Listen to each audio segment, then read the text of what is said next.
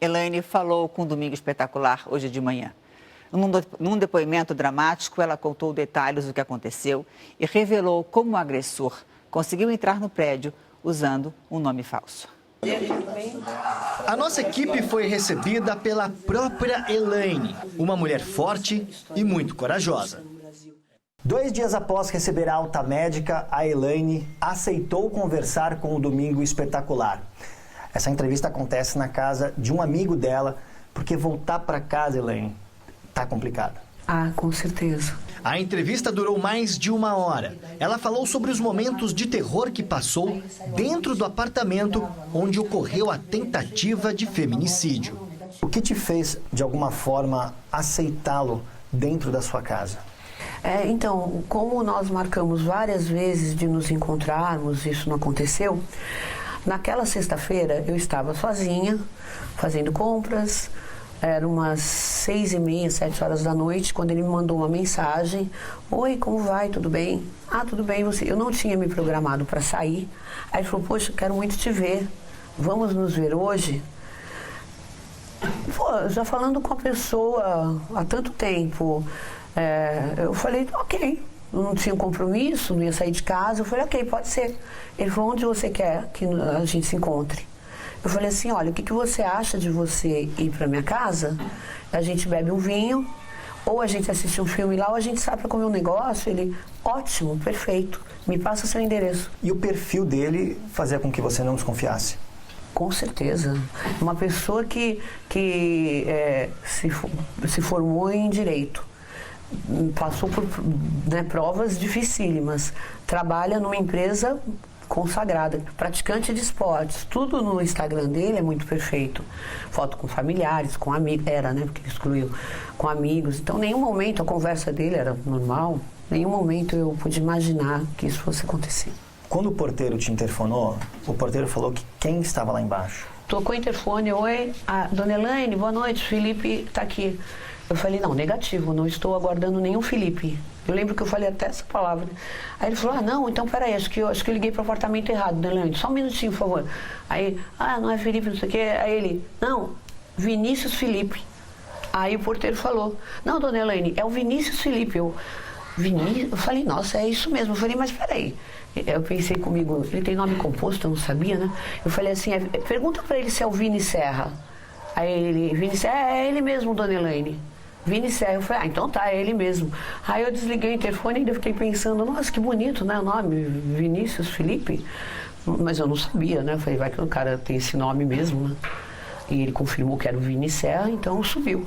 E chegou super bem, atencioso, simpático, e correu tudo bem. Durante a entrevista, uma nova informação. Elaine acha que foi drogada pelo agressor.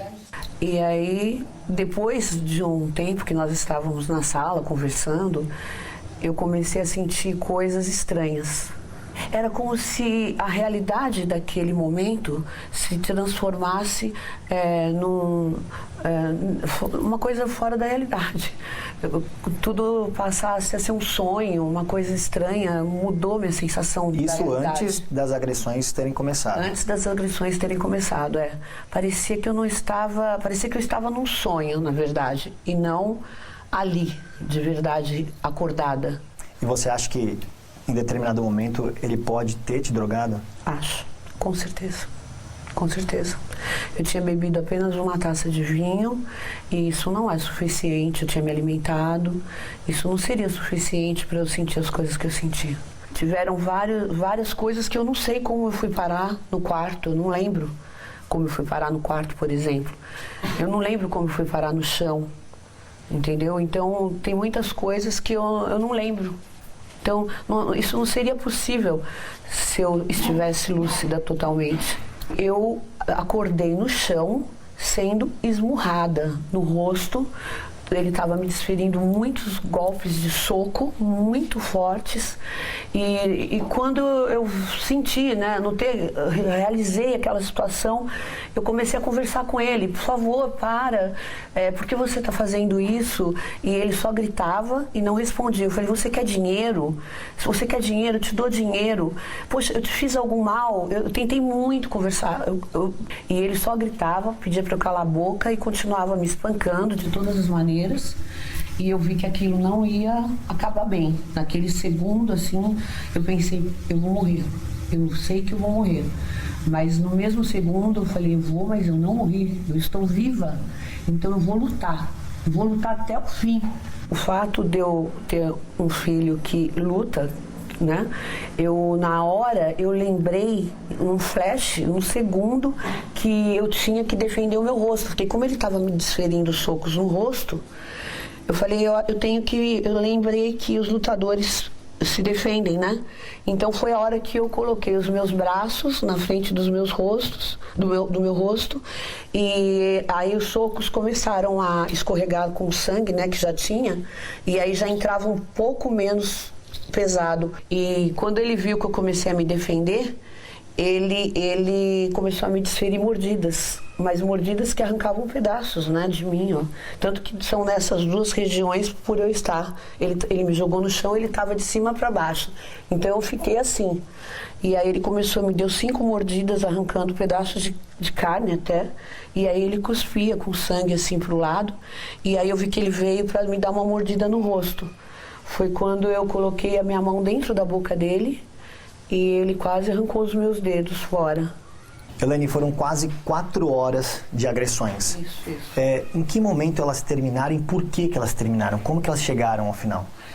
Olha, elas terminavam e acredito que voltavam, porque eu acredito que ele se cansava de me bater, porque como eu lutei muito, eu entendo que ele ficava um pouco cansado. E muitas vezes eu perdi a consciência. E eu acredito que na última vez, que foi a hora que ele me deu um mata-leão, que eu estava me defendendo, ele me apertou, eu lembro dele me estrangulando muito, eu estava com as mãos aqui, ele não conseguiu encaixar o golpe. Justamente por eu estar com as mãos aqui, eu agarrei no cabelo dele aqui atrás e não sei porquê, mas eu agarrei no meu também para não perder a defesa. E nisso ele não conseguiu encaixar o golpe no meu pescoço. Então ele me estrangulou com as mãos aqui. Mas mesmo assim eu desmaiei. Eu lembro desse momento que eu desmaiei. Eu acredito que ele pensou que eu estivesse morta. Foi nesse momento que eu acredito que ele pensou que eu realmente estivesse completamente morta. E foi sua sorte? Foi a minha sorte. Foi a minha sorte, com certeza, porque eu pedi muito socorro e, pelo que eu saiba, o socorro só chegou depois de umas 4 horas, né? Quando fui encontrada, né, eu estava sufocando, porque segundo a minha amiga, uma vizinha amiga minha, que é enfermeira, que foi até o meu apartamento, ela falou que eu estava sufocando, e realmente estava, porque eu saía sangue pela boca, pelo nariz, pelos olhos, pelos ouvidos, pelo malar. Ele arrancou minha pele, de tanto que ele me bateu, saíram a pele e expurgava, né? E o sangue começou a me sufocar. E ela me levantou para eu poder respirar, porque eu já não estava mais respirando.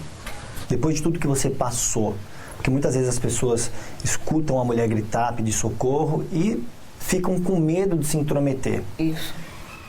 Tem que se intrometer? Tem, com certeza. Se uma pessoa está pedindo socorro é porque ela está em apuros. Então, a única coisa que pode ser feita é socorrê-la. Porque se tivessem me socorrido, imagina, eu fiquei sendo espancada durante quase 4 horas. Se eu tivesse sido socorrida, alguém ligasse para a polícia na hora e a polícia arrombasse a porta, eu não teria passado tudo que eu passei, entendeu? Porque eu realmente eu saí do meu apartamento praticamente morta. A linha de defesa do Vinícius diz que ele tem problemas psiquiátricos e que ele teria te agredido porque ele teve um surto, ele teria acordado em surto. Você acredita que ele realmente tenha problemas psiquiátricos ou foi algo premeditado? Eu entendo que se ele não premeditou, qual o motivo dele mentir o nome e também com as nossas conversas no WhatsApp, né, que eu tive com ele. Logo no começo ele me perguntou se eu morava sozinha e depois, mais pra frente, um dia ele perguntou se eu achava que ele era maluco, mas eu não levava essas questões, não considerava essas questões porque nós estávamos num bate-papo, nos conhecendo, então eu não prestei atenção. Talvez eu tenha sido um pouco distraída demais, vamos dizer assim, mas é porque eu não tinha nem intenção de me encontrar com ele, tanto que nós marcamos várias vezes e eu fiquei esperando até o último momento para ele desmarcar, porque se ele não desmarcasse eu ia desmarcar, e aí graças a Deus ele desmarcou, e depois nas outras vezes eu desmarquei.